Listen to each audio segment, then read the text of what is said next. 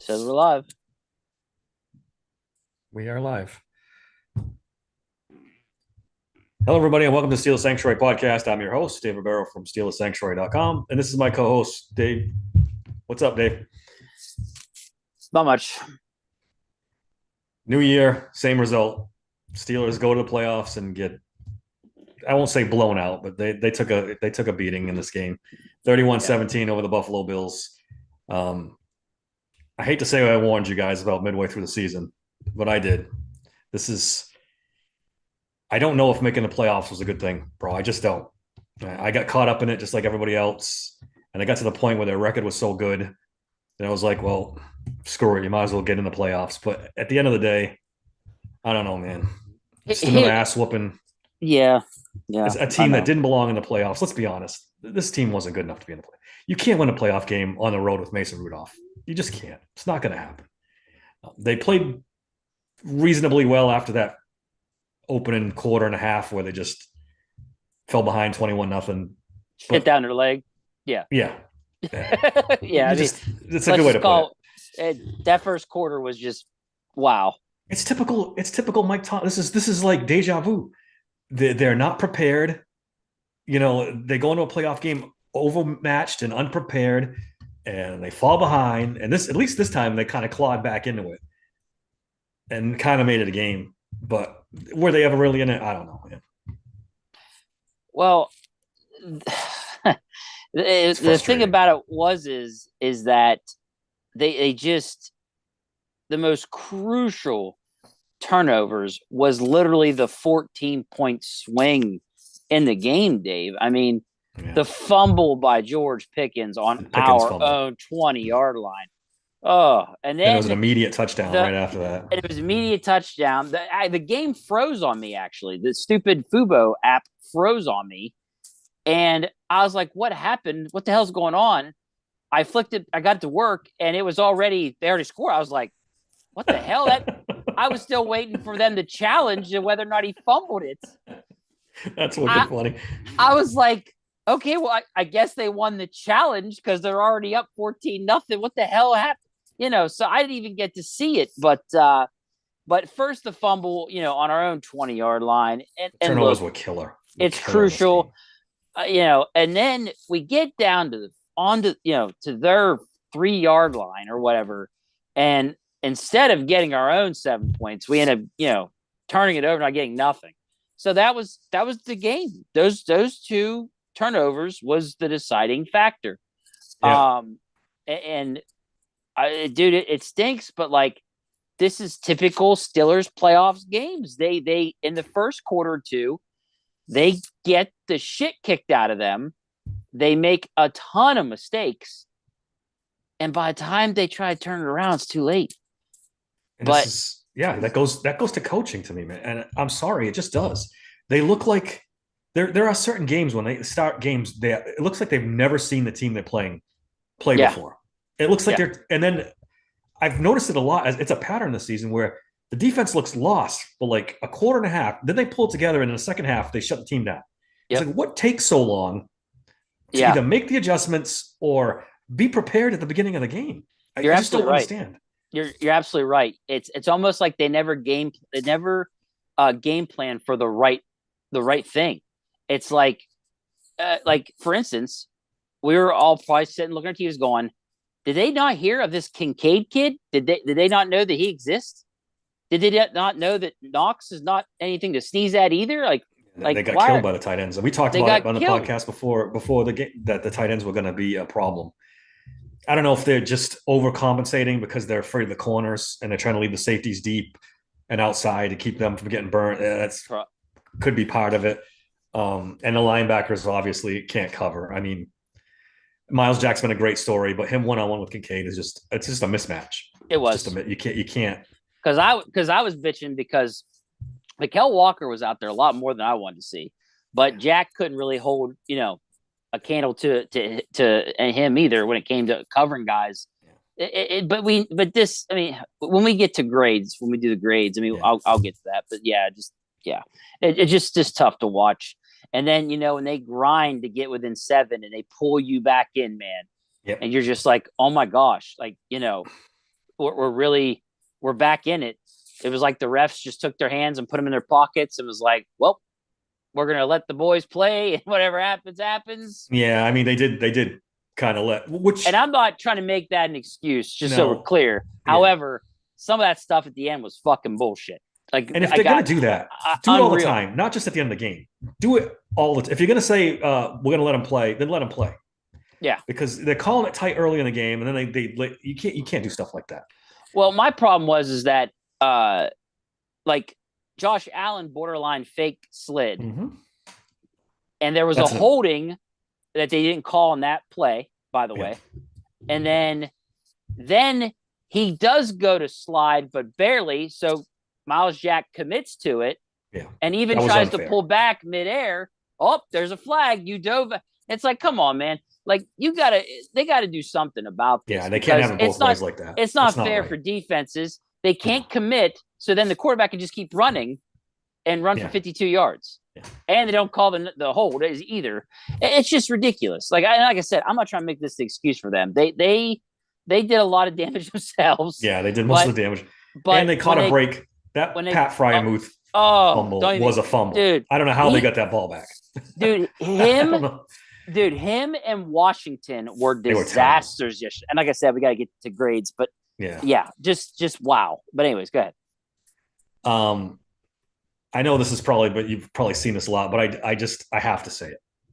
I took down the last 5 Steelers playoff games. These are the scores. 31-17 last night. 42-21 to the Chiefs in 21. 48-37 to the Browns in 20. 45-42 to the Jaguars in 2017. And the AFC Championship game in 2016, 36-17. That's an average of about, 38 points a game they're giving up. Yes. They're getting blown out in these games. It's gotten to the point of embarrassment. This is 7 years without a playoff win. I know there was a big hubbub about Tomlin and him walking off the press conference yesterday. Apparently today he's announced that he's coming back. He told the players he's coming back. Man, I don't know. I keep saying I'm conflicted with Tomlin. I think this team needs a fresh start. I don't know about you, but this is just. Well, it's like it ain't Groundhog's happening. Day. It ain't happening at the head coach level, Dave. So we got to move on from that. Like that's why I told you I was at a point where I didn't care anymore because I was like, he's probably gonna come back. So why even get all bent out of shape about it? And 2, hey, just make the changes that need to be made. Then if they're not going to make the change of head coach, then make the changes that need to be made with this team. So all we can do is cling to hope that happens. But it's a big year for them with the offensive coordinator. This is the biggest hire they've had in, I think, Tomlin's reign as coach. This is the biggest hire he's going to make. He needs to get this right. I would say this is their biggest hire since they fired Bruce Arians. I would even go. It's even bigger than that. It's because I'm just saying they had Ben Roethlisberger back then. That was the first big firing they had. Yeah. So this is huge. They have to get this right. Yeah. You can't. And I don't want. I don't know. We've talked about it a million times. We want a young, innovative guy. I don't want some guy that's been in the league for 30 years to come in here and just be, Tomlin's puppet. Give me somebody, from the Shanahan tree, from the McVay tree. Shit, I don't care. Give me somebody from the O'Connell tree and from Minnesota. Somebody who's playing 2024 football and understands it. We're not playing 1978 Smash Mouth. Let's play modern football. In our comments, Tanner Myers put, so frustrated how the team is mismanaging its personnel. Jones playing right tackle so that Moore can start at left tackle. Underplaying Benton, never giving Washington a chance to catch a ball, etc. Starting Wallace over JPJ for a month and a half. He's right. Like everything I don't see a fucking thing wrong with what he's saying. And he was so hesitant to play this rookie correct. class. And it's the best rookie class they've had in years. And he's been so hesitant to play them. He dragged his feet to put JPJ out there. He dragged his feet to put, everybody in it. It's just, they wouldn't give Herbig snaps again in this game. He had like 6 snaps. I just don't get what Tomlin's got against. This is his best draft class. In what? 5-10 years? What are we doing? He underutilized. I I just don't understand. The Broderick Jones. last It took him forever to start him. Then he starts him on the wrong side the rest of the season. The guy's already a train wreck now. If you watched the game last night, he's bad. Broderick Jones Yep. got beat bad. I Yeah. mean, Yep. he's lost confidence. He's not comfortable right tackle. He's admitted he's more comfortable at left tackle. He's a natural left tackle. I don't know. This is something that if you listen to John Ledger and his podcast, it's a really good podcast. If you don't listen to it, he's harping on this all the time. Mike Tomlin not playing the talent in the right positions or who should be playing above other people, and Tomlin is so guilty of this. I mean, we watched Dan Moore talk about shit down his leg for all season, and you leave Chooks on the bench. I get it. He said something he didn't like, but at some point, you got to make a decision. This guy's the better player. You move Broderick Jones to left tackle and bring Chooks out of the mothballs and play the guy. What are we doing? Right. Yeah. DeMarvin Leal doesn't even get a hat anymore. Loudermilk has played over him every week for the last 6 weeks. I know. Another you ruined that kid moving him around. That's went on. Yeah. I can go on I'm really Tomlin's gotten on my nerves. I can go on a Tomlin rant all day. Hey, Darius Rush, dude, they did not give him a shot at all. Yeah, this guy's going to the witness protection program. We never see him again. It's like, what the we joked about Braden Fajoko all season until they finally cut the poor bastard. Yeah, I know. I look, there's a lot of things that just don't make sense. And in what world, Dave, is Levi Wallace a better option than Joey Porter Jr.? With one leg, Joey Porter Jr. is better than Levi Wallace. Why did it take 6 weeks for him to start? But even Terrell Austin was against it. I mean, if you remember his interview, he was hardcore. I mean, of course, they're going to say whatever Daddy says. Yeah, but Mike Tomlin's got his hands so far up, Yeah, no, I get what you're saying. It's just that, man, like they really, really put down Joey Porter Jr. And it was just like I get the tackling thing, but we have a covering issue that we kind of Levi Wallace ain't all that tackling either. It's not like you're losing and that's a great point. A+ tackler. Sucked at tackling too. Like I don't get it either, man. I don't know. But look, he's coming back. I'm not going to get all bent out of shape out of it. It's whatever. They just have to make legit changes. And you said yourself, get Mike Tomlin a for real offensive coordinator. He might be unstoppable. But it's so much more than just that. And we'll get into that whenever you want. Go ahead. Let's do it now. Let's do it now. You did the thing on the coaching staff. So, let's hear it. Yeah. So and I don't even know why the hell I did this today, to be honest with you. I was just looking at stuff and I was just like, you know what? If he's staying, I wonder exactly what it is these teams have that we don't have. What is the main differences, right?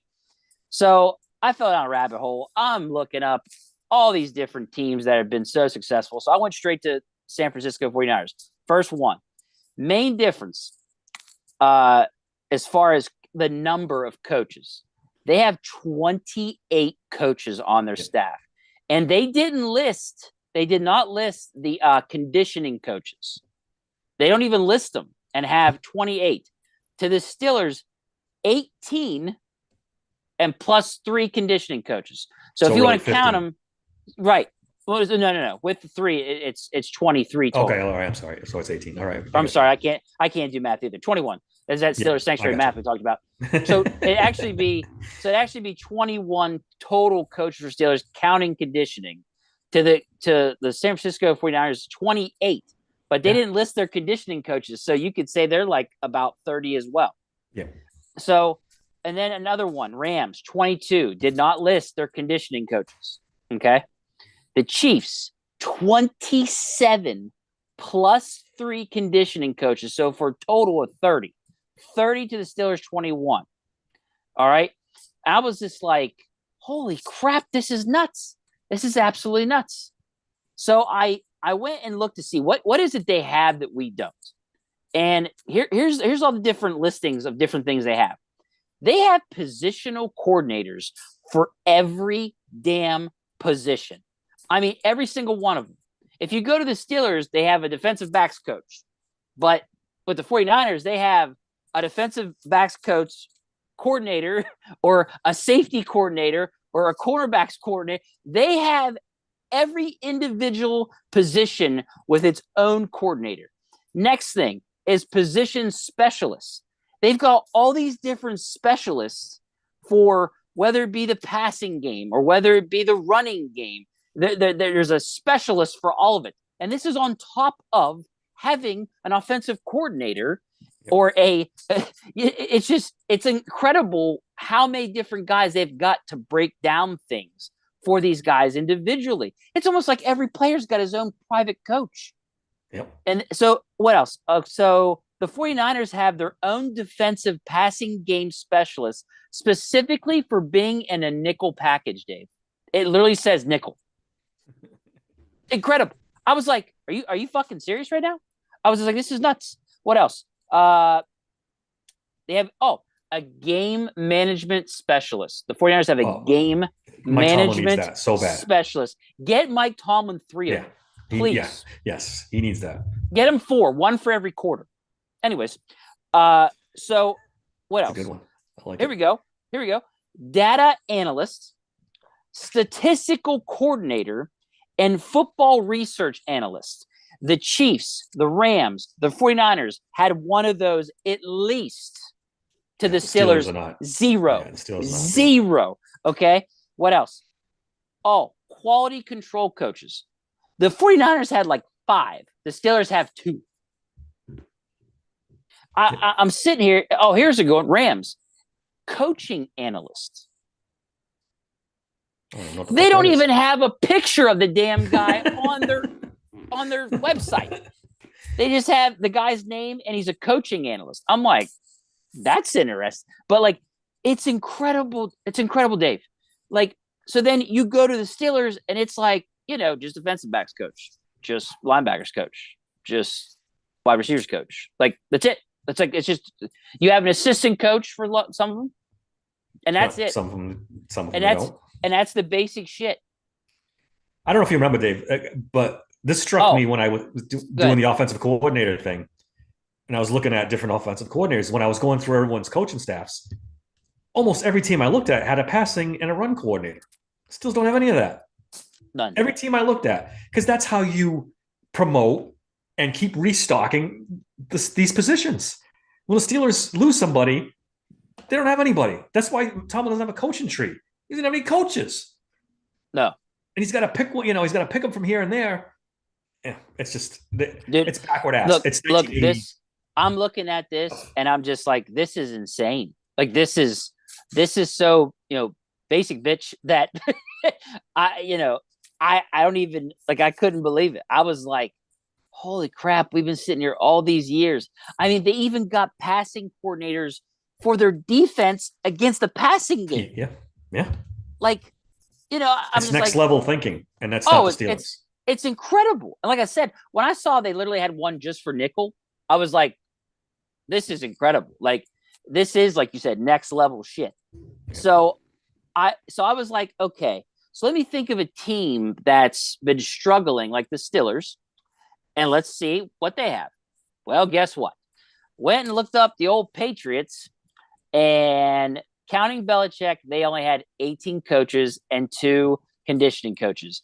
Guess what they don't have, Dave? They don't have the positional coordinators. They don't have the position specialists. Yep. They don't have the defensive passing game specialist for the nickel. They don't have the game manager specialist. They don't have any analysts whatsoever. It is the basic shit, just like the Steelers. That's why their offense is anemic as shit, and the Steelers are in the same boat. These and what do they have in common? Defensive guys. Yep. Defensive guys that are older. I mean, obviously, Belichick's older than Tomlin, but still been around forever, stuck in their ways. Now, one that actually is trying to go with the times was Vrabel. I went in and looked up the Titans, and he did implement some of that stuff, and the Titans fired him. But for the most part, Belichick and Tomlin's staffs look almost exactly the same. Steelers 18 plus 3 conditioning coaches. Pat's 18 plus 2 conditioning coaches. Yeah, Belichick's taking some heat in New England out here for his coaching staffs. I mean, he hired his sons as defensive coordinator in another position, and they've given him heat for lack of coaching and lack of this. And I mean, but when you're Bill Belichick, you have 6 Super Bowls under your belt and you're considered a genius. Maybe you can get away with that. I All 31 other teams can't get away with that. They I need to. just I just think that when we say they're getting out coached, It's it's a good point, almost Dave. they are It's a good they point. are they're getting it's like called like control by force, right?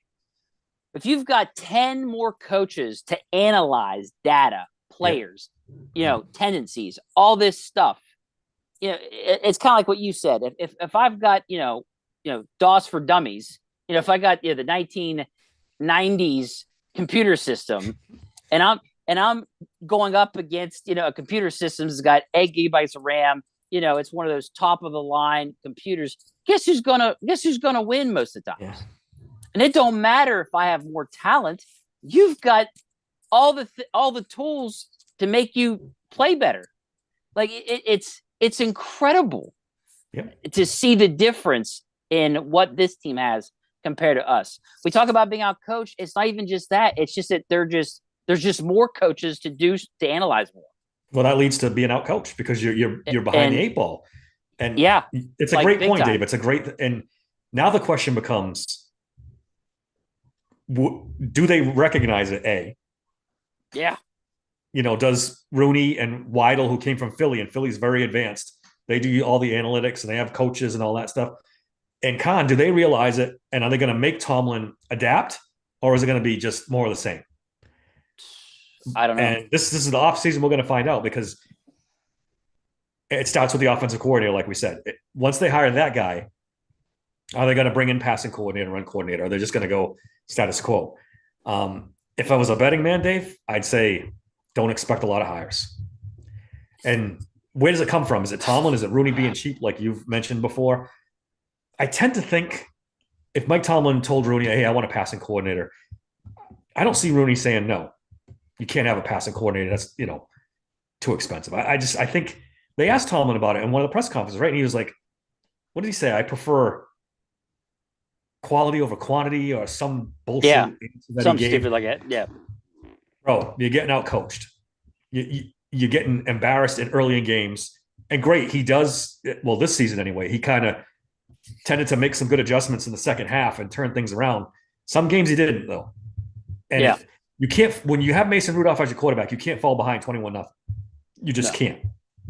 But That's to not fair to me, him or anybody. But to me, this shows why teams like the Rams, despite not having some of their best players for half the season, was still able to go, Of course. and have a winning record because they have all this advanced analytical data and so many more people to work with guys. I mean, I almost compare it to like a teacher in a classroom, right?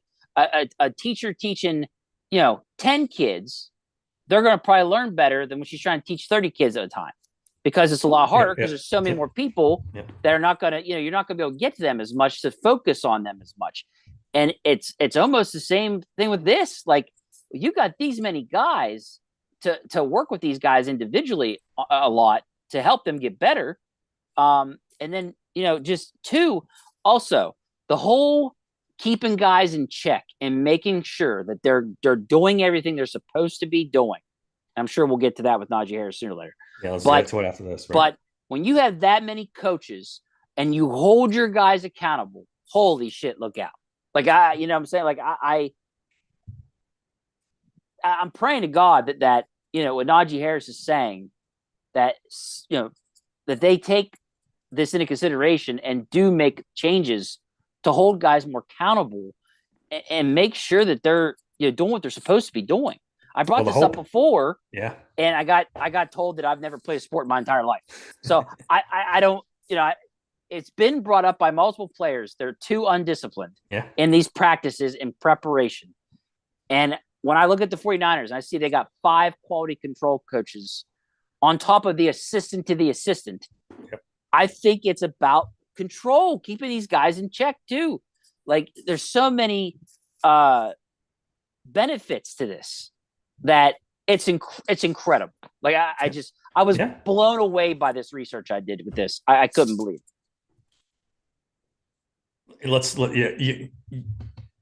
You nailed it on the head, right, Dave? It's the perfect comp to what's going on here. It all ties together.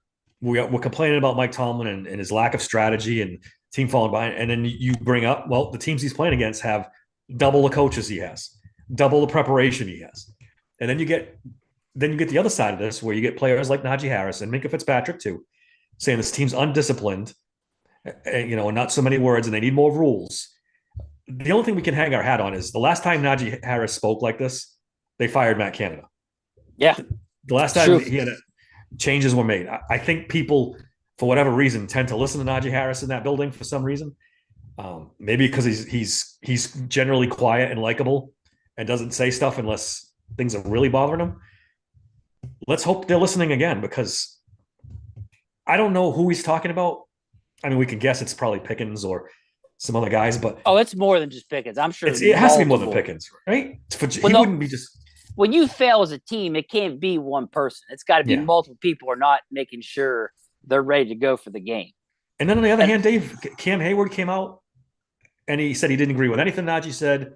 He thinks everything's fine and he wants Mike Tomlin back. So they're all doing that. Watt did it today. TJ Watt too, yeah. Yeah, they're this is just about supporting their coach because they already know he's coming back. Yeah. That's all it is. Maybe. And look, we talked about it before. Tomlin's a hell of a leader. He could talk you into run through a wall easy. Absolutely. And some players buy into that more, and the older players probably buy into that more than the younger players. The younger generation probably not so much want to run through a wall just because you tell me to. So maybe that's where the divide's coming in. And then Najee Harris is, even though he's a young guy, he's kind of an old soul type guy. He's a disciplined guy. So he's kind of caught in between, but he's seeing it. And it's Minka Fitzpatrick seeing it because he's fed up with some of these guys. Maybe they got to get rid of some of these players, and we don't know who it is. But Najee Harris played for Nick Saban. I mean, yeah, and Nick Saban is the ultimate take no shit guy. And in college, you can be that because in college they have to step in line. Right. So, I mean, I really hope.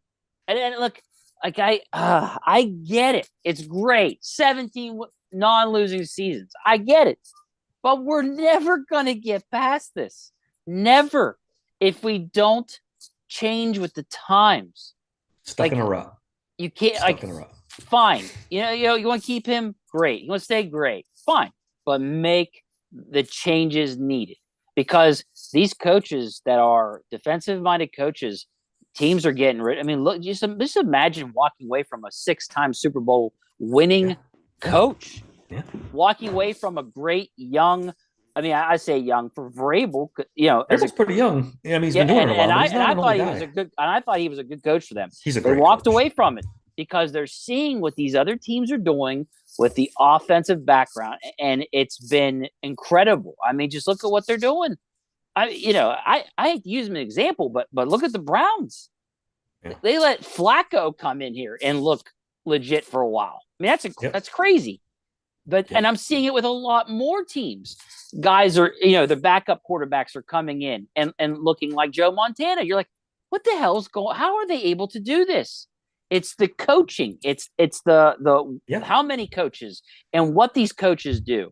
And that's what's making these teams like 49ers make Brock Purdy look like, like one of the best quarterbacks in the league. Yeah. Like that's what it is. And if people want that, they're like, man, this sucks. They can do that. Well, guess what? It's because of what they're doing, and Tomlin doesn't do it. If Tomlin would do it, we could have that. So quit going 17 non-losing seasons and actually focus on what really needs to happen I can't take for this team to move forward. I'm so sick of this shit. I'm sick of it. They tell us, the national media tells us we're spoiled. It's like, no, we see that this team has been very talented and underachieved. I don't care if they have a winning season. When you have Ben Roethlisberger, Le'Veon Bell, and Antonio Brown on your team, just making the first round of the playoffs isn't good enough. I'm sorry, it's just not. It's just not. So you could tell us we're spoiled all you want. What are you spoiled? This is a 6-time Super Bowl championship franchise. We don't settle for 9-8, 10-7, and we get blown out in the first round. That shouldn't cut it here. It shouldn't cut it. Because People, anyone else, any other team who had this kind of success and then had this kind of drop off for 6 years would have fired their coach. And it took New England less than that. And they had twice the success the Steelers have had the last 20 years. the people that are just pushing this thing, they should just admit that in 2003 they wish we wouldn't have had a losing season and got Ben Roethlisberger in the next draft. They might as well just say they wish that had never happened. Because when that happens, that's when you have a chance to get the franchise changing quarterback. And that's what people don't get. If they go 7-10 instead of pushing this whole thing to go 10-7, they're in the top 10 in the pick this year, and could go after any quarterback they want almost. I was arguing with somebody on Twitter today. I said something about same old Tomlin, same thing happens, blah blah blah, and the guys are, well, 6-11 wouldn't have been too exciting. I'm like, 6-11 would have given you the 5th pick in this draft with 3 incredible quarterbacks in the draft. You're within striking distance of a franchise quarterback at that point. Chicago's dying to trade, and Arizona would trade too because they've got their quarterback. You can get up there. Yes. If you're at 5, you can get to 2 or 3 or 1 and get yourself a quarterback. If you're at 20, where the Steelers are, you're gonna have to mortgage everything to get to number 1. Oh yeah, I mean 20. So forget it. As soon as you get to the high teens into the 20s, like I said, the only thing they can do is hope that one of the top 3 drops, which could happen. But it's a problem too. But the problem for me too is they need offensive linemen bad. Yes. Before we get into, because I want to get into that too. Where is your head at with the quarterback situation next year? Are you okay with Kenny Pickett and say they bring Mason Rudolph back somehow? Is that okay with you for next year? You mean just those 2? Just those 2. And you want to throw in a middle round draft pick? Yeah, they got to draft somebody, bro. Like they can't go into next year with just Kenny Pickett. Yeah, there's no way. For me, I'm going to go crazy. I'll put it this way: if they're trying to contend, there's no fucking way. Like there's no way. So I did that poll on Twitter. If you want to hear the results as of right now, go for it. So I put the poll on Twitter, X, whatever. Who's your QB1? I got 71 votes. 62% said draft, sign a QB. 23% said Kenny be your QB1, and 15% said sign Mason. I'm surprised it was that low for Kenny Pickett, to be honest with you. 23%? Yeah, I'm surprised that he wasn't the first choice. I mean, look, so because I went and decided to compare some stats. If you don't mind, I'll just go into that too. Yeah. So Mason started in 4 games, right? 4 games. Mm-hmm. In those 4 games, he had 5 touchdowns, 1 interception. Do you know how many touchdowns Pickett had in the 12 games he played in this season?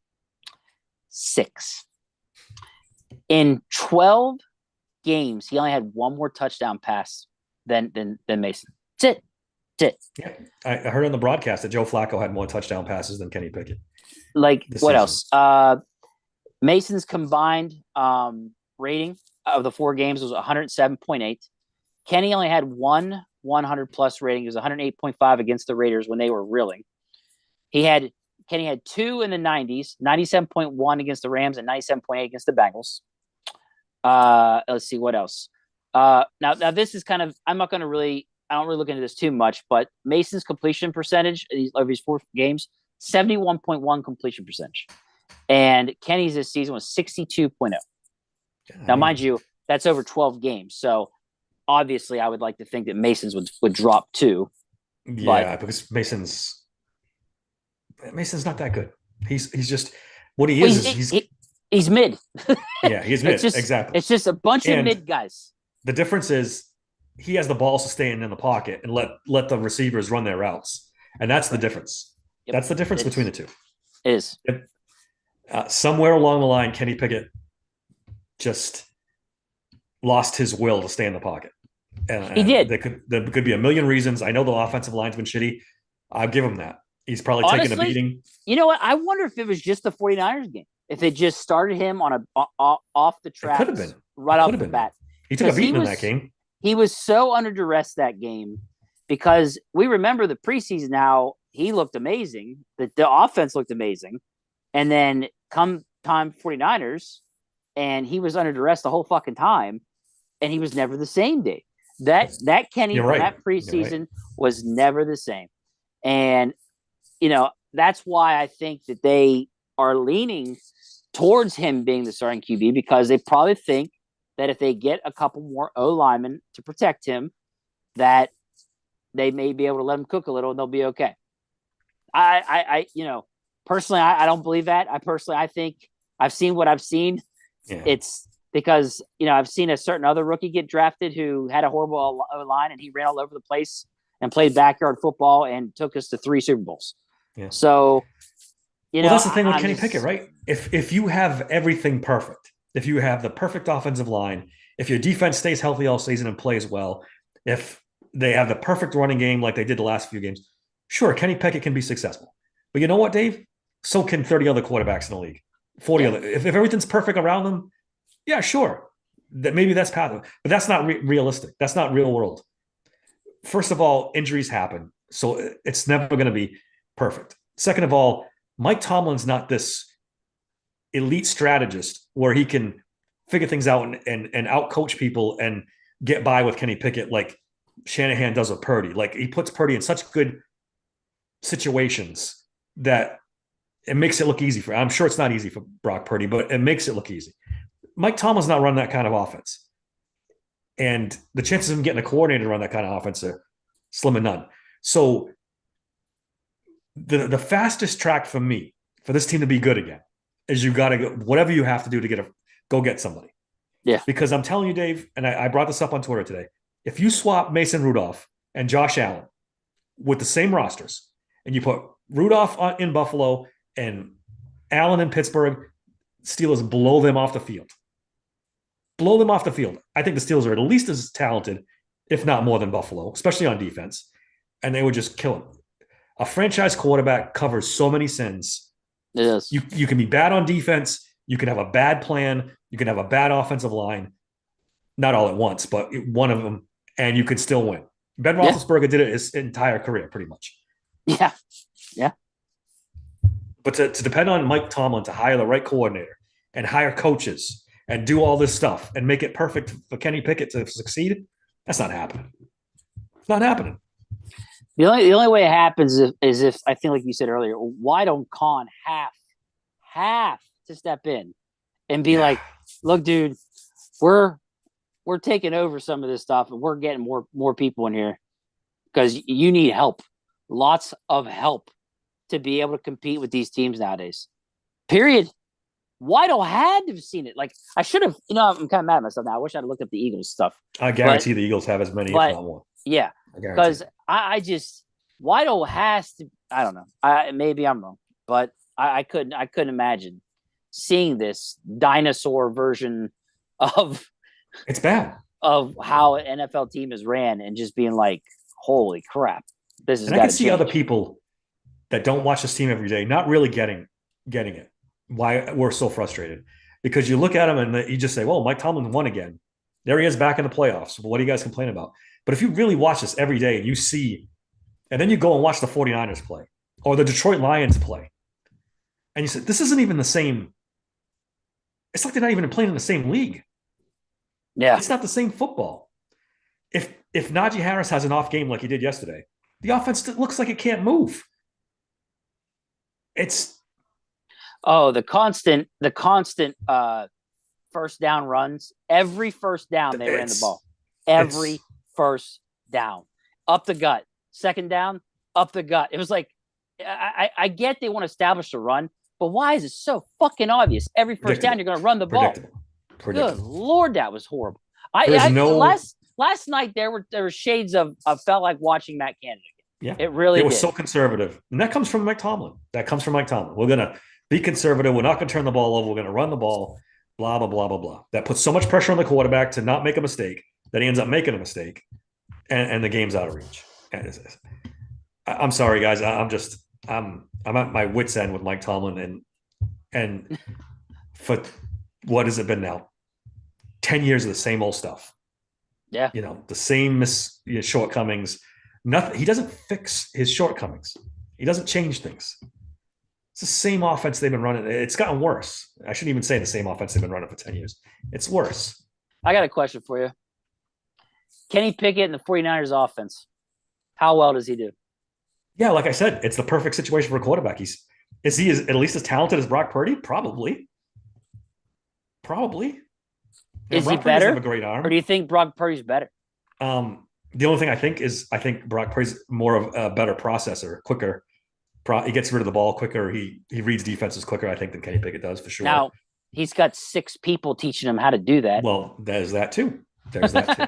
But Like this is the problem, Dave. This is that's the yeah. thing too. Like when our players underperform, now because of tonight, looking at this stuff like I did, it really makes me think how many of these guys have failed. Is it our fault? Like we didn't have the right things in place to help them become a better ball player. Like it really makes me wonder now. It really does.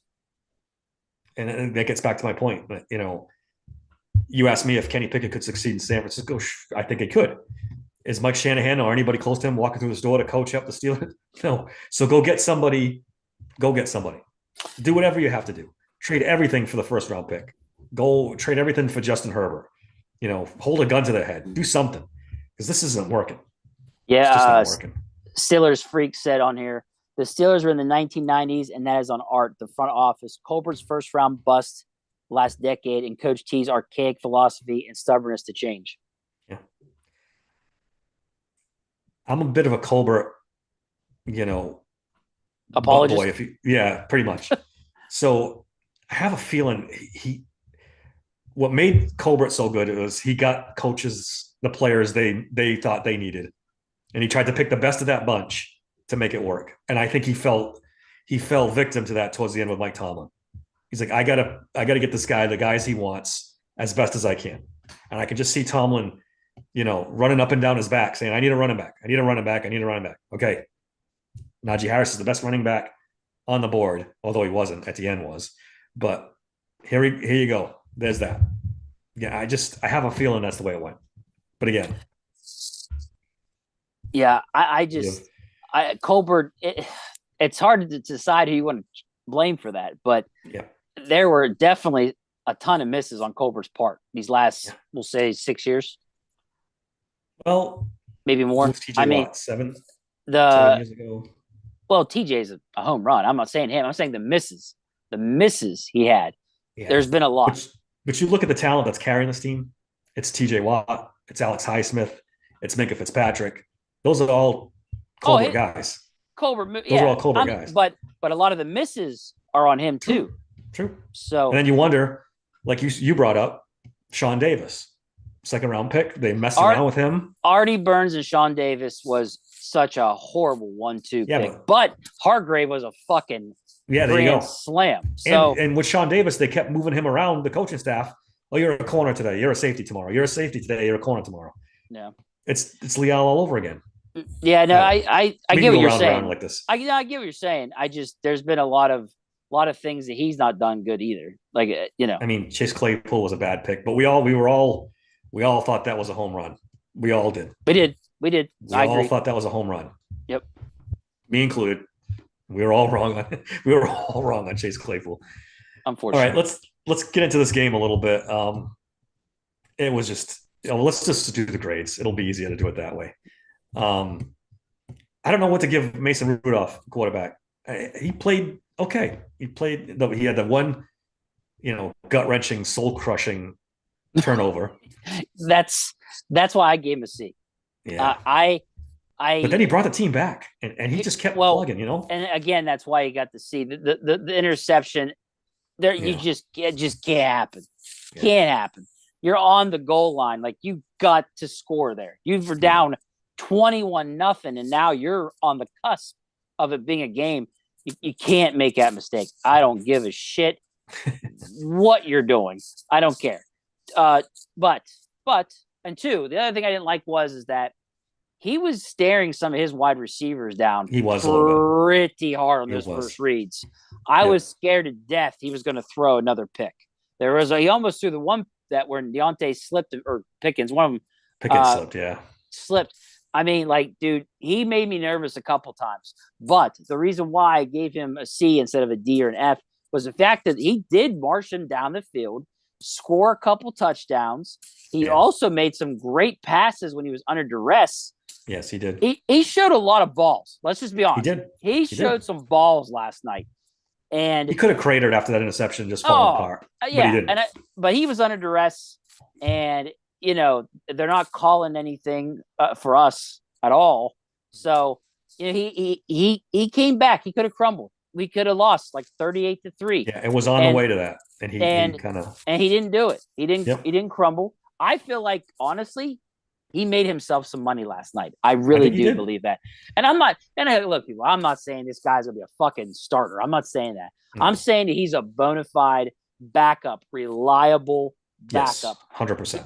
And this 100%. guy's from here on now you're not gonna see a whole him come crawling back to us No. on a $1 million deal. Someone's going to give him money to be a legit backup Yeah. quarterback. I mean, unless there's a team out there that's just looking for a bridge quarterback, maybe it gives him a shot at training camp to win it, maybe. But yeah, the guy got himself paid last night. And like I said, I think he's mid. I don't think he's like this elite quarterback or some crazy shit. I'm just saying the guy is fucking solid. Yeah. And that's good enough to get him paid more than we got paid this season. Yeah, I gave him a C plus. Like I said, the interception was bad, but the way he stands in the pocket and just waits to the very last possible second to make a completion, it's just impressive to me. It really is. Running backs, Najee Harris, what was wrong with him last night? He just did not seem the same. Maybe that he's been nursing an injury all season. Maybe it finally caught up to him. Maybe the cold stiffened him up. I don't know. It wasn't the same Najee that we've seen. I just feel like the Bills knew. They just knew. Yeah, but and stack the the box know? with 9 and Well, they asked him that. Did you see that too? I didn't see that. No. The reporter asked him. Buffalo usually plays 2 high safeties way back, and they played one safety back and one at the line of scrimmage. What do you suppose you should do when they load the box like that? And he's like, I don't know, run the ball still. Because that's what the Steelers do, no matter what. Loaded boxes. And I only read the comment. I didn't see it. But I wonder if he had a sarcastic smirk when he said it, because this is what we do. It's so funny you're saying this, because Greg Holt in the comments here said Najee mentioned how they knew the plays was going to be because the defense set up, but they still run it anyways. Yeah. He literally put this in the comments. Yeah. Yep. That's funny. Jaylen Warren had a pretty good game. I don't know what you want to give the running backs overall. I'd probably give him. Najee was kind of bad, but yeah, they got a D. C plus. I gave him a D. Did you give him a D? I thought Jaylen Warren was pretty good. He only got 8 for 38. No, Jaylen was okay, but they didn't they didn't do anything like we've been accustomed to seeing them do the last how many games. No, you're right. Like especially Najee. When I looked. I was actually looking up something in the stats. This is in the middle of the game, and I saw he was only averaging like 3.7 yards a carry. I'm like, good Lord, get Warren out there more. But, of course, they didn't. Another thing. And you could see it. You could see with Warren that he was being more of an impact player. Yeah. And they don't care. They don't deviate from the plan. It's insane. I don't even know how to put it. Dave, it really is. It's batshit crazy. Sometimes I don't even know what to say. Like, honestly. I know. I get it. So, all right. Maybe I was a little too high. Maybe I'll give him a C minus for the running backs. Wide receivers, this is a mixed bag. They played well. They turned the ball over again. Deontay Johnson played fantastic. Let me say that, first of all. Yeah. But again, he's borderline getting a penalty for yapping all game long. All game long, he's in the cornerback's faces, yapping away. And I'm like, he's going to get a personal foul. And he didn't, luckily for him. But this is what I tell you. He's got like a $1 million, body and a 10-cent head. Like the guy just doesn't, he just doesn't get it. Yeah, no, dude, I personally gave them a C. It'd be one thing if you fumbled and it was maybe down towards their side of the field, but early in the game, you can't fumble the ball at the 20-yard line, bro. You just can't sloppy. Fucking do that. Not putting the ball away. And look, and you could tell that Pickens was trying to do more. Like once he got the ball, you could tell it was effort. Yeah, but you got to protect the football, you got to man. protect You've football. got to protect football. He fumbled it, gave it to him. Like I said, I didn't get to see what happened after that. Next thing I know, they're up 14-0. Tight end right But down the seam. Touchdown. it was you can't make those mistakes, man. But then Nope. after that, like he had a lot of good catches. Deontay did well. Even Calvin Austin got a Calvin touchdown, which Austin got was a touchdown. Yeah, how like can we not wow. mention that? So yeah, I gave him a C. I give him like a B minus, sure, but I'm gonna give him a B minus. You're a tougher grader than me today. well, I'm fucking pissed off. So Yeah. there's that. Deontay Johnson was impactful in this game when he wasn't running his mouth. He was really playing well. Yeah. Tight ends, boy, I'll give the tight ends an F. They did not. Well, yeah. What did No, Fryermuth end up with I am reception? I am You know, right there five for with you. 76. I mean, that's a little too rough. Nope, fuck that. F. He Dude, had some crucial catches, but the fumbles were killer. Washington with the false start, another yeah, false start. Did Hayward do anything? Like nothing. dude, they were disaster. And I thought, and you heard the media, them all talk, oh, we're going to be in 12 personnel, we're going to be in 13 personnel. These guys are going to have a huge impact. Da, da, da, da, da. Yeah, they had an impact, all right. They killed us. Like Muth, Muth did have some yardage, absolutely. But man, dude, why Yeah, is it it was in rough. every fucking crucial game he fumbles the damn ball? He's got to learn to protect the football. Turnovers have become a problem with this team. Yes, yeah.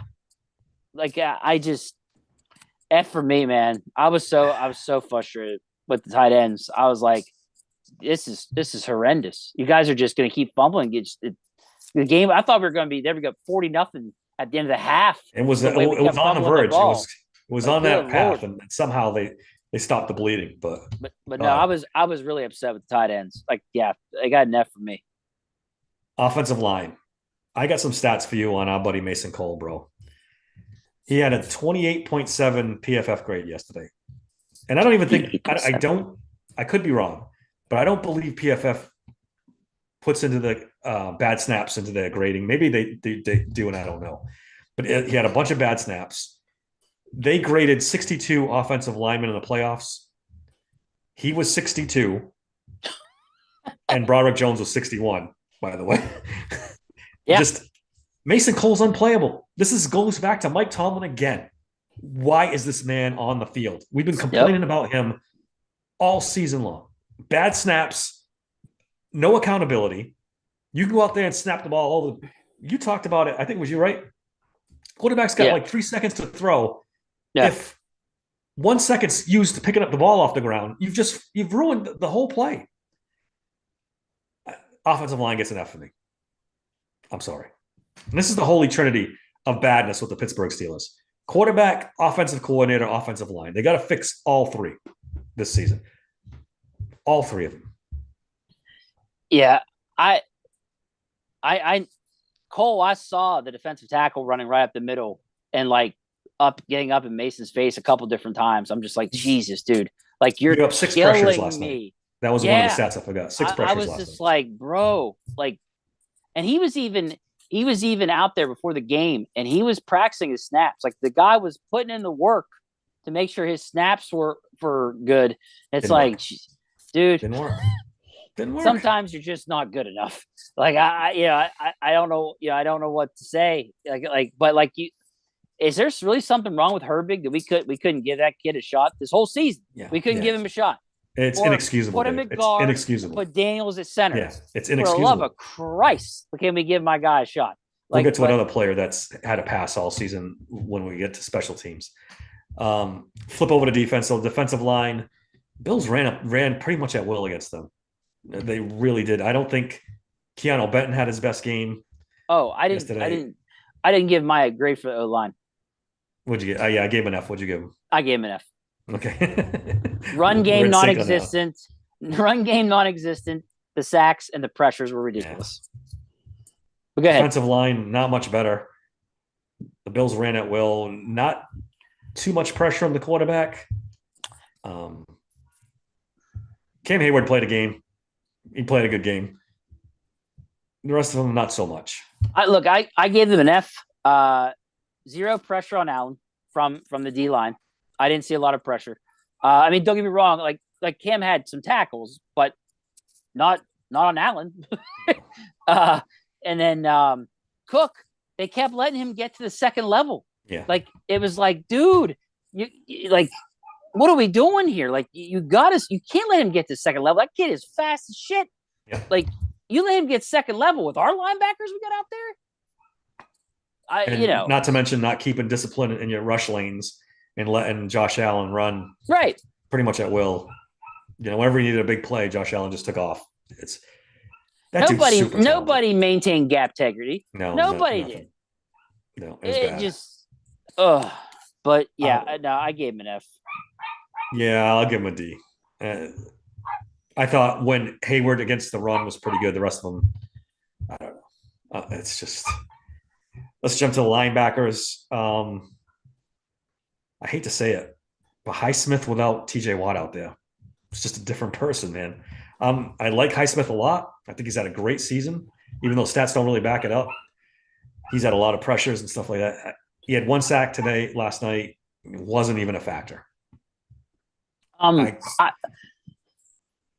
I went B-. He did have a sack. He was applying pressure, but he's just not as impactful as he can be whenever TJ's out there. Yeah. I mean, Landon Roberts played well. I see what you're saying.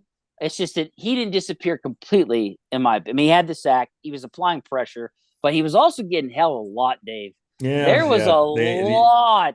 You can definitely say that. You can definitely say that. That guy had him in the rear naked choke a couple different times, and they never fucking called it. Yeah, I don't know what's going on with that. I felt bad. I was bitching at the TV. I'm like, Jesus, can we get one holding call?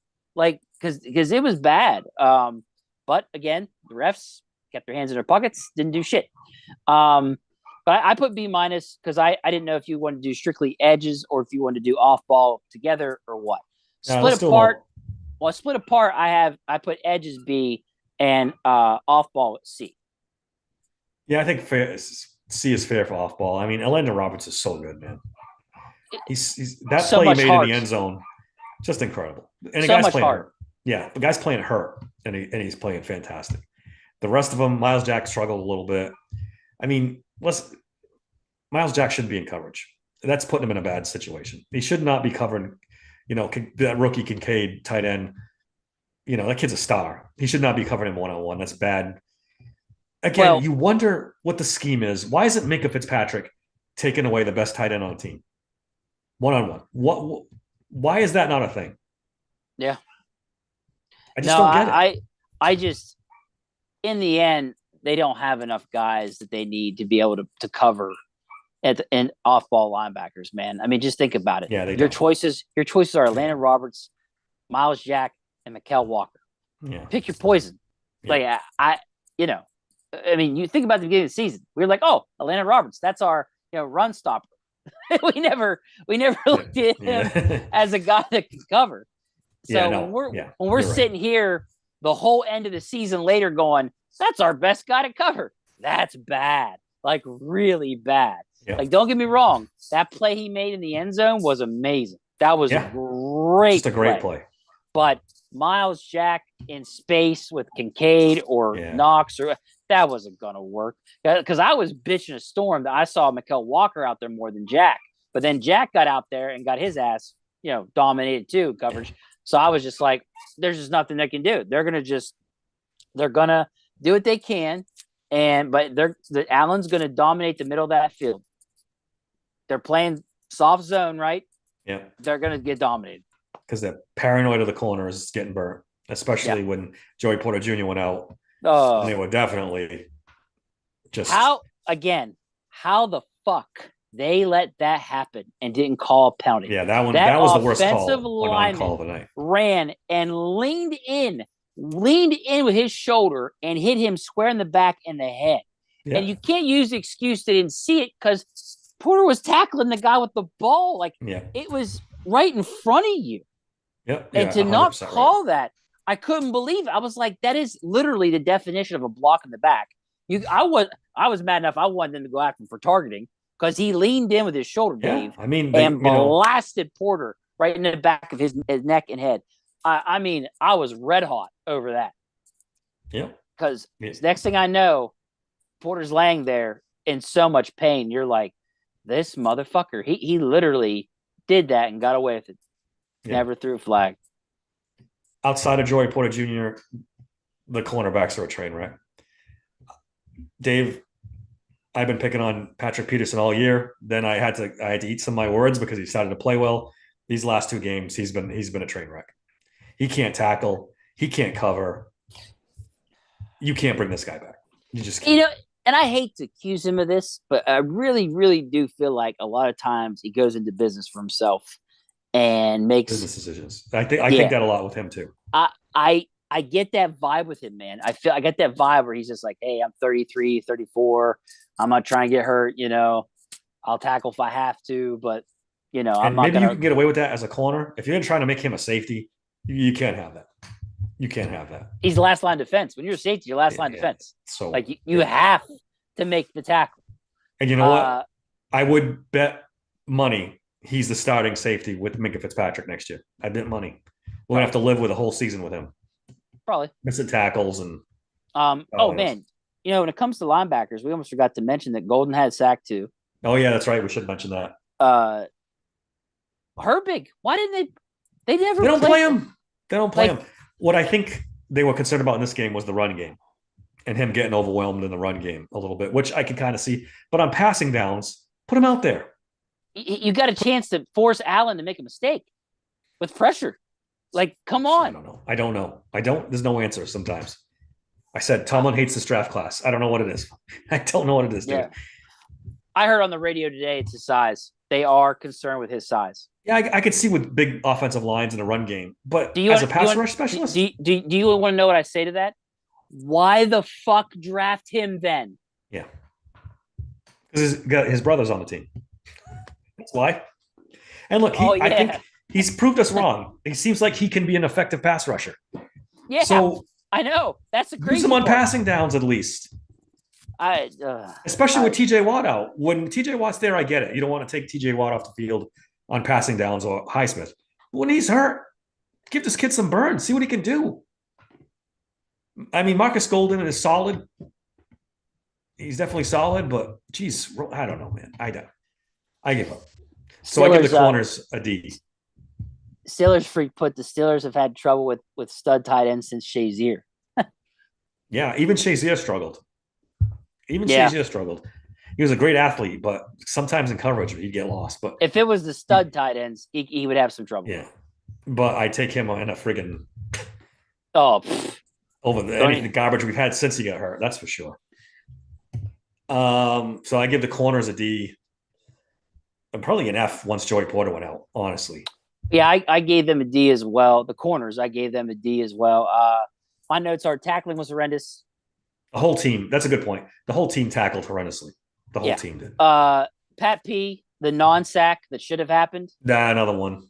Again, if you watch it closely, Dave, he was being careful how he tackled him. And he tried to go up high, and you can't go up high on a big guy like Allen. Yeah. Allen, essentially, if you think about it, is like Big Ben. Big fucking dude. If you go high, he's going to shake you off and run like the wind. And that's literally what happened. I couldn't believe it. It was like, dude, drill his waist right now. And that's the other thing. Make this guy feel pain. Make him feel pain. Yeah. Like, I don't want you to injure the guy, but the guy does had some elements going into his game. Shoulder, neck, or something like that. Dude, drill him.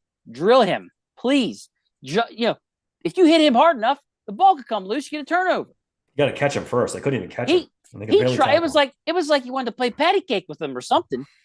I don't know what he was trying to do, but just killer. What else? I'm out on Patrick Peterson.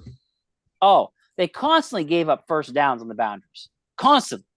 Yeah, you're playing off coverage. We'd give him 15-yard cushion on a 3rd and 7. You're like, dude, they're gonna run a 10-yard hitch, and it's first down. And it was like every time. It was like, dude, just driving me fucking crazy. This is what happens when you go into a season with Patrick Peterson and the other knucklehead as your starting corners, and you expect this to be okay. I mean, it's not. It's not. Anyway, safeties. Minka Fitzpatrick played well. He led the team in tackles. the first game back, he's leading the team in tackles. It's just that's a sign of bad things. That's yes, it bad. is. People don't understand. In fact, it was him and Rowe. Both Yes, safeties were the top tacklers on the yeah, team, which shows how bad the corners, linebacker core, and D line technically all were yeah, last night, yeah. stopping the run basically. Yeah, when it's two safeties are the top two tackles on the team, that's not good. Yeah, it's not good at all. And Minka kind of broke my heart because he missed a tackle that led to a touchdown. He did. Usually he's like locked down. When he gets his hands on you, you're going down. He had the nice tackle for a loss too. He did. But I mean, it's his first game back. What in like 5 games, 6 games? Like I knew he wasn't going to be like vintage Minka, and I knew he was going to be the third linebacker like he always is. And Dave, just that's why they need a strong safety next year. You need to put Minka Fitzpatrick back, where he can be a game wrecker. I couldn't agree with you more. Like not a linebacker. They took away what made him so great. Yeah, they really did. I gave the grade for safety. I gave C. Go ahead. I'm sorry. I gave them a B because I thought they played pretty well. This is why he ended up leaving Miami, because they wanted to make him more of a box safety, and he didn't want to play box safety. No, and he was constantly fighting with the coaching staff over that till he asked to be traded. And now look, he's back doing that again. Special teams. Oh, real quick, we didn't give Eric Rowe love on the pass defense. Eric Rowe, he was the second leading tackler on the team. He made some plays. That was a nice pass defense towards the end zone. That was really nice. He's been solid. He's been great since they picked him up. Dude, he really has. I would love for them to try to bring him back. Bring him back and get rid of Patrick. I like that guy all day.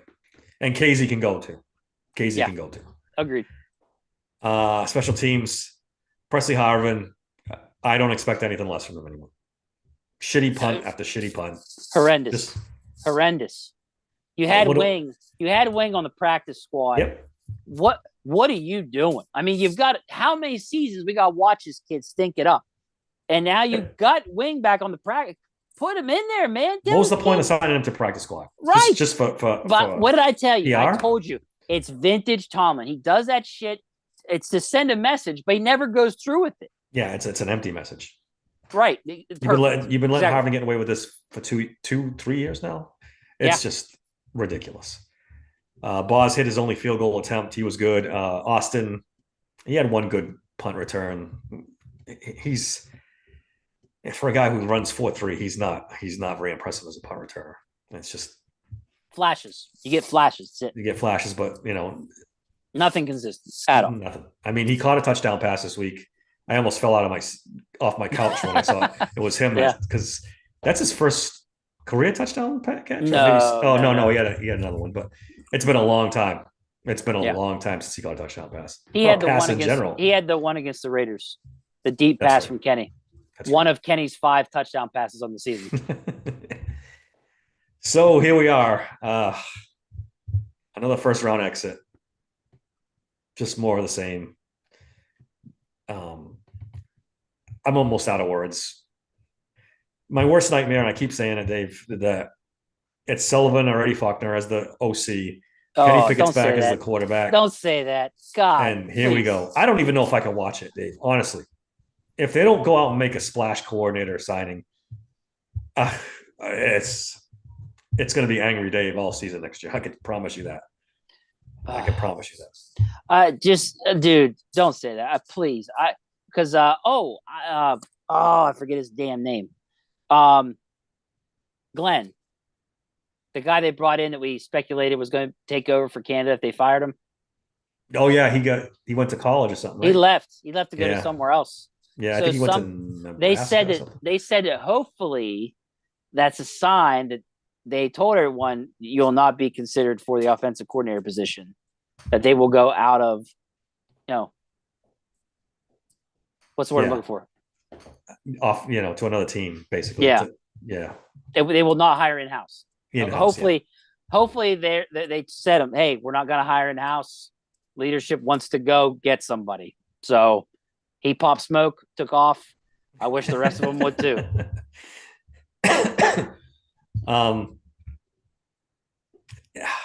Somewhere in the back of my head, I just have this overwhelming feeling that Mike Tomlin loves Eddie Faulkner.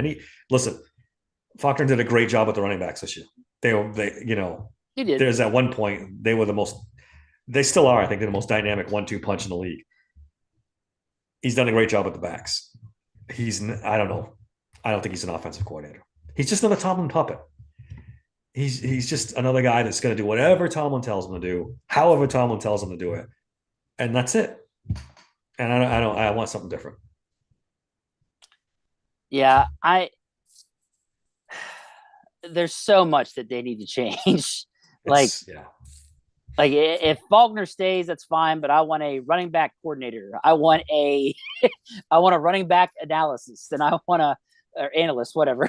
And I want the I just they gotta go with the times, man. They gotta go with the times and get Agreed. all these different things that these other top teams have. I need to look up is the Ravens. I'm curious if the Ravens, when they brought in that new offensive coordinator, I wonder if he brought in a bunch of guys. I'll have to look that up. Honestly, I think they had that before. I could be wrong, but I think they already had. Not the OC. They just brought him in recently. No, but I think the last OC had a passing coordinator, I believe. I could be wrong. Anyway, so if you were a betting man, what would you say? Outside the organization for an OC or inside? I think outside. I think Kahn and Weidel are going to step in and go, okay, enough with the inside hires. We let you have two in a row, and both have failed miserably. It's time to go get a guy. So I'm praying we get Tomlin offensive coordinator, a legit one. Like I swear, if they bring in somebody that is not one of these young guys that's from one of those trees we've talked about, I'm going to be pissed.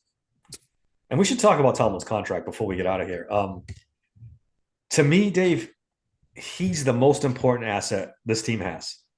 You cannot let him go into this year with a 1-year contract and play the season out and let him go wherever the hell he wants after that. You either got to lock him up to an extension or trade him now. You can't just let him walk after this season. I agree. You can't do the whole lame duck situation. I don't want that either. Like, you're absolutely right. Like, you have to use that value. Like, if he's going to walk off into the sunset, what are you doing? Like, you're letting a first. Again, it's the Pittsburgh Steelers. They're loyal to a fault. They're not going to do anything that we've been. Well, not even us. The mainstream media has talked about the trading and shit like that. They're never going to fucking do that, Dave. We were crazy to be like Glazier get in our head with his bullshit. Well, and I think we're right in one sense that if Mike Tomlin forced their hand, they might trade him. If he said, "Look, I want out now. I want to go somewhere else. Trade me." Then they might have done it. On their own, you're right. They never would have done it. They wouldn't have just because they were tired of him. Let's hope they're not just planning on doing what they do with all their coordinators. Let us play his contract out, and then we'll let him go. We'll go somewhere else. You're just throwing away potential draft picks at that point. Trade him now. Then, if you don't think he's the long-term solution, trade him. Get something back. Move on. And if you do think he's the long-term solution, extend him. Don't let him walk. That's my biggest fear. This team's going to do nothing, and he's just going to go coach another team in 2025. Well, if it wasn't the Steelers, no, I mean how they operate. If there's another team, you're absolutely right. They should go to him and be like, "Hey, we want to extend you." If he plays weird about it, I'd be like, "Look, I'm not playing this. You either want to extend it or we're trading you." Period. Yeah. Period. That's what they should do. 100%. And I don't know. But all these things that should happen don't ever happen. So it's frustrating. It really is. It is. But hey, no losing season. They're going to type that on my headstone. No Super Bowls, but no losing seasons. And with me with a big middle finger. All right. That's all I got, unless you got anything else, Dave. No, that's all I got, man. We got a lot of off-season stuff. We'll be doing plenty of draft coverage. I've already started mock drafting. I'm sick in the head. Draft season is officially started at last night, right after the game. So we'll be coming at you with that stuff. We can talk free agents. to be free agents that they could possibly sign, who, cap room, cap cuts. We'll do all that in the coming weeks, coming days. But for now, uh, it's the obituary of the 2024-23 season. Yep. All right, you can find me on Twitter at SteelersSank16. Email the show at daber@steelerssanctuary.com. Subscribe to the podcast, guys, or subscribe to us on YouTube, on our YouTube live channel. Dave, give me your stuff and let's get out of here. Yeah, you can find me on X at DMC3SSP. I'm also on TikTok at Steelers Sanctuary Podcast or at SteelSank Pod. Don't forget, guys, I've got the sports books on my micro site if you like that kind of stuff. I've got Caesar Sportsbook, Bet MGM, Bet Rivers. I got DraftKings. I got FanDuel. I got Underdog Fantasy if you want to do the fantasy daily fantasy stuff. Just go to signupexpert.com/nothingness. All right, guys. Until next time, thanks for listening, and thanks for listening to Steelers Sanctuary Podcast.